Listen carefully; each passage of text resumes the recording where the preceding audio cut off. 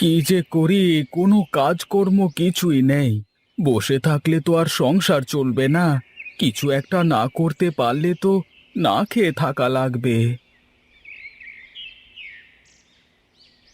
কি ব্যাপার? এখনো সংসেজে বসে আছো কেন? যাও যাও, দেখো কোনো কাজের সন্ধান পাও কিনা। না হলে চাল ডাল সবকিছুই শেষ।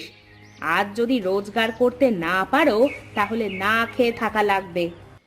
আচ্ছা ঠিক আছে, যাই দেখি কোনো কাজের সন্ধান যদি পাই। আচ্ছা ঠিক আছে, যাও। তবে আজ চাল ডাল না কিনে বাড়ি ফিরবে না, এই আমি বলে দিলাম। সে কেমন কথা গিন্নি, তুমি এমন কেন করছো?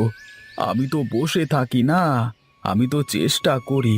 কিন্তু যদি কোথাও কোনো কাজ না পাই, তাহলে আমি কি করব বলো? কেমন পুরুষ মানুষ তুমি! বউকে খাওয়াতে পারো না? কি আর করব বলো, সবই আমার ফাটা কপালের দোষ। এত চেষ্টা করি, এত পরিশ্রম করি, কিন্তু কোনোটাতেই কোনো কাজ হচ্ছে না। আমি এত কিছু জানি না বাপু। হয় তুমি রোজগার করে আনবে, নইলে আমি বাপের বাড়ি চলে যাব। ঠিক আছে গিন্নি, তোমাকে কোথাও যেতে হবে না। আমি কোনো না কোনো ব্যবস্থা ঠিকই করে আসব।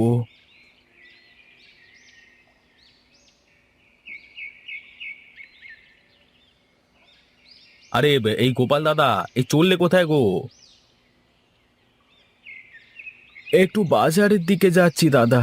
আজ অনেক দিন হয়ে গেল, কোনো কাজ নেই। দেখি যদি কোনো কাজের সন্ধান পাই। বাজারে যাচ্ছ কাজের সন্ধানে? তা বাজারে কি কাজের সন্ধান পাওয়া যায় নাকি? আমার সাথে চলো, আমি তোমাকে কাজ দেব। সারাদিন কাজ করবে, দিন শেষে 300 টাকা পাবে। চলো তো। হ্যাঁ হ্যাঁ, চলবে বই কি, একদম দৌড়াবে। আচ্ছা ঠিক আছে, চলো আমার সাথে। আমি তোমাকে কাজে নিয়ে যাচ্ছি। তুমি চাইলে প্রতিদিন আমার সাথে কাজে যেতে পারবে। আমি খুব সমস্যার মধ্যে আছি। আজ কদিন ধরে কোনো কাজ নেই আমার। এ সময় প্রতিদিন কাজের জোগান হলে তো অনেক ভালো হবে। আচ্ছা ঠিক আছে, চলো এখানে দাঁড়িয়ে না থেকে হাঁটতে হাঁটতে কথা বলি। হ্যাঁ হ্যাঁ, চল চল, তাই চল যাই। তা তুই ধান লাগাতে পারিস তো নাকি? হ্যাঁ হ্যাঁ, কেন পারবো না, সব পারি। মাঠ ঘাট দোকানপাট যা বলবে সব কাজ করে দেব। আচ্ছা ঠিক আছে, চল তাহলে।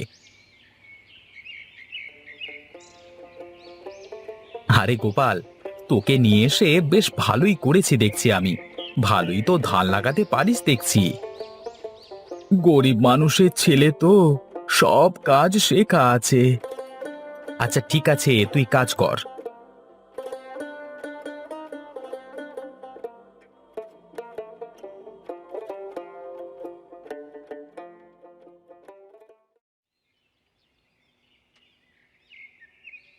কি ব্যাপার নগেন, ধানের জমিতে গিয়েছিলিস নাকি তুই?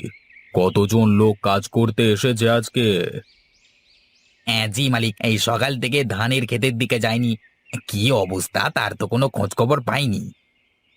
অনেক দিন হয়ে গেল ধান ক্ষেতের কাছে যাওয়া হয় না। চল তো গিয়ে দেখি কি অবস্থা। এখন যে আর কি হবে, দুপুর হয়ে গেল, মাঠে এখন কড়া রোদ। এর মধ্যে যাওয়ার কোনো দরকার নেই। একটু পরে তো এমনিতেই শ্রমিকদের হাজিরা দিতে হবে। আচ্ছা বেশ, তাই হবে। তাহলে একটা কাজ কর তুই, বাড়ি যাবার পথে একবার দেখে যাবি যে কতগুলো লোক কাজ করছে, কেমন? আচ্ছা বাবু ঠিক আছে, আমি দেখে তারপর বাড়িতে যাবো ক্ষণ। আচ্ছা বেশ, তাহলে আয় এখন।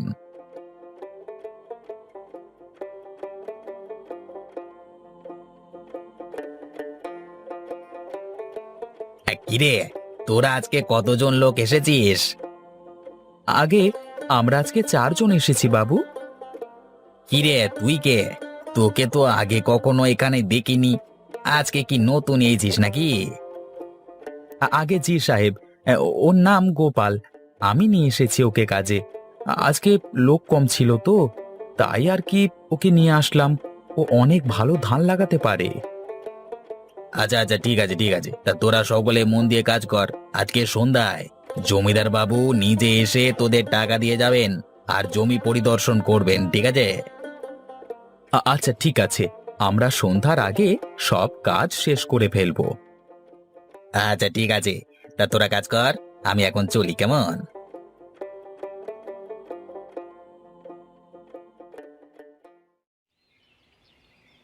তাহলে তোরা আজ কজন কাজ করছিস?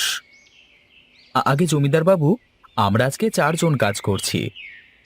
তা তোদের কি পুরোপুরি ধান লাগানো হয়ে গেছে নাকি? হ্যাঁ জমিদার বাবু, আমরা সব কাজ করে ফেলেছি। আচ্ছা, এই নে, তোদের হাজিরা নিয়ে যা এক এক করে।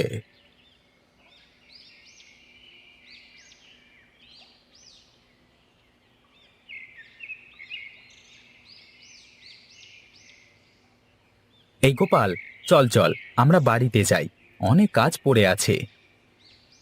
আমাকে একটু বাজারে যেতে হবে, তুমি চলে যাও, আমি আসছি। আচ্ছা ঠিক আছে, আমি গেলাম তাহলে, তুমি এসো কেমন।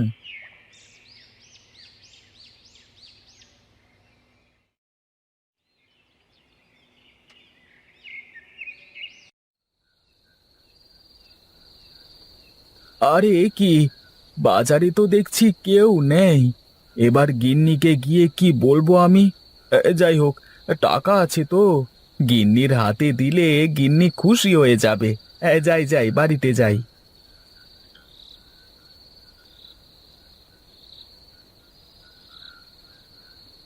গিন্নি, ও গিন্নি, কোথায় গো তুমি? এদিকে এসো তো।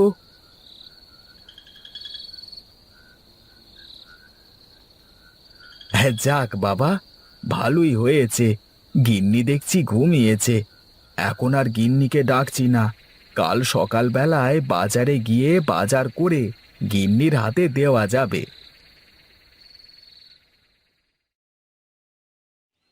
এই গোপাল, গোপাল, এদিকে আয়, আয় তাড়াতাড়ি এদিকে আয় বলছি। আরে জমিদার বাবু আপনি? এই গিন্নি দেখো দেখো, হে জমিদার বাবু, তোমার যদি বিশ্বাস না হয় তবে জমিদার বাবুর কাছে জিজ্ঞাসা করে দেখো আমি কাজ পেয়েছি কিনা। আচ্ছা হয়েছে হয়েছে, বুঝেছি তুমি কাজ পেয়ে গেছো। এখন জমিদার বাবু কেন এসেছে তাই শোনো আগে। হ্যাঁ, তা জমিদার বাবু আমার কাছে কি দরকারে আসলেন? আমাকে খবর দিলে আমি নিজেই চলে যেতাম। তোর বাবা আমাকে আজ থেকে অনেক বছর আগে তোর এই বাড়িটা আমার কাছে বন্ধক রেখে অনেক টাকা ধার নিয়েছিলেন। এই কাগজে সব লেখা আছে। মানে, আপনি এসব কি বলছেন? আমি তো কিছুই বুঝতে পারছি না জমিদার বাবু। তুই বুঝিস বা নাই বুঝিস, সেসব দিয়ে আমার কাজ নেই। তুই কালকে বাড়িটা খালি করে দিবি, কেমন? বাবু, আমি তো এসব কিছুই জানতাম না, আমাকে কিছুটা সময় দিন, আমি সব টাকা পরিশোধ করে দেব। ঠিক আছে, আমি তোকে 3 মাস সময় দিলাম। এর মধ্যে যদি সব টাকা পরিশোধ করতে পারিস তবে বাড়িটা তোর, কিন্তু কালকে বাড়ি খালি করে দিবি। আগে জমিদার বাবু, যদি বাড়িটা খালি করে দিই তাহলে আমি থাকবো কোথায়? আপনি আমাকে দয়া করে বাড়িতে থাকতে দিন। আচ্ছা ঠিক আছে, আমি তোকে শুধু তোর ঘরেই থাকতে দিলাম, কিন্তু মনে রাখিস তুই শুধু তোর ঘরটা ব্যবহার করতে পারবি, অন্য কিছু ব্যবহার করতে পারবি না। মনে থাকে যেন, আমি 3 মাস পর আবার আসবো।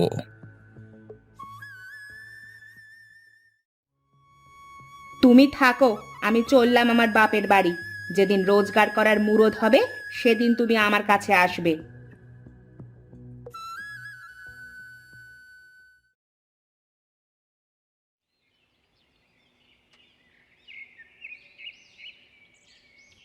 বাবা, আমাকে কিছু টাকা দিবে? আমার কিছু টাকার খুব দরকার। টাকা?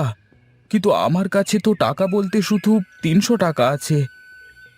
আমার 300 টাকা হলেই হয়ে যাবে বাবা। আচ্ছা ঠিক আছে, আপনি দাঁড়ান, আমি টাকা নিয়ে আসি।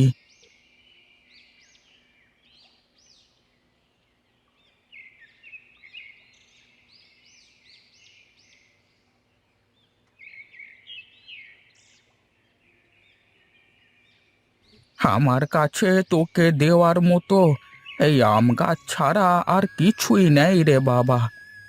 এই নে, এই গাছটা তোর ভাগ্য বদল করে দেবে। আরে, আমি এই আম চারা কোথায় লাগাবো? জমিদার বাবু বলেছেন টাকা শোধ না করা অবধি কোনো কিছু ব্যবহার করা যাবে না।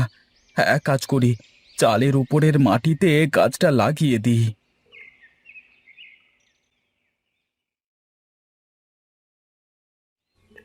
আরে বাস, এ তো দেখি অনেক আম ধরেছে আম গাছে।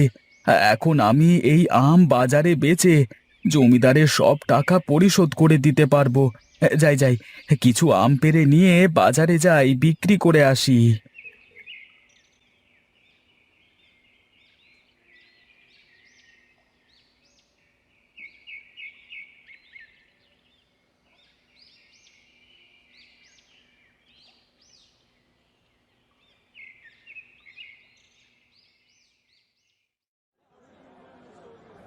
খেয়ে যান, খেয়ে যান, মিষ্টি মিষ্টি আম খেয়ে যান। একবার খেলে বারবার খেতে মন চাইবে। মিষ্টি মিষ্টি আম খেয়ে যান। দাদা, আমাকে আম দাও তো, আমাকে 5 কেজি আম দাও। হুম, আমাকেও দাও। আমাকে আগে দাও। আমাকে 10 কেজি আম দাও। আহা, থাম থাম, আমি সবাইকে আম দেব, একটু থামো তোমরা।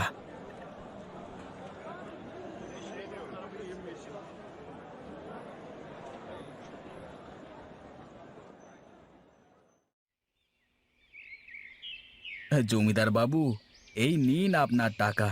এখন আমার বাড়ির কাগজ আমাকে ফিরিয়ে দিন। হ্যাঁ হ্যাঁ, এই নে তোর বাড়ির কাগজ। আর শুনলাম তুই নাকি বাড়ির চালে আম গাছ লাগিয়েছিস, সেই গাছে নাকি অনেক আম ধরেছে। আগে হ্যাঁ জমিদার মশাই। তাহলে তো এখন ভালোই রোজগার করছিস। যা, এখন তোর বউকে ফিরিয়ে এনে ভালোভাবে সংসার কর। না, তার কোনো দরকার নেই জমিদার বাবু। যে আমার খারাপ সময়ে পাশে থাকে না, এমন মানুষ দিয়ে আমি কি করব? আমি চলি এখন।